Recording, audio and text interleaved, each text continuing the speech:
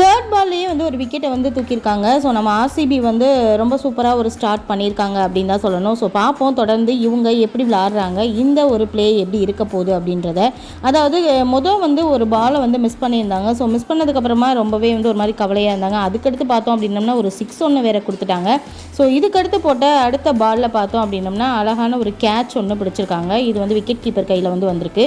So இந்த catch வந்து எல்லாருமே கொண்டாடிட்டு இருக்காங்க. அந்தளவுக்கு வந்து இந்த கேட்ச் வந்து ரொம்பவே ஒரு முக்கியமான ஒன்று அப்படின்னு தான் சொல்லணும். ஏன்னா விட்டதுனால ரொம்பவே வருத்தத்தில் இருந்தாங்க. ஸோ இப்போ வந்து 4 ரன்கள் எடுத்ததோடு வந்து குவிண்டன் டிகாக் வந்து அவுட் ஆகி போகிறாரு. ஸோ அவுட் ஆனதுக்கு அப்புறமும் வந்து கொஞ்சம் நேரம் வெயிட் பண்ண சொன்னாங்க அவரை. ஏன்னா வரட்டும் ரிசல்ட் அப்படின்ற மாதிரி. அதுக்கப்புறமா பார்த்தோம் அப்படின்னம்னா ஓகே நீங்கள் போகலாம் அப்படின்னு சொல்லிட்டாங்க.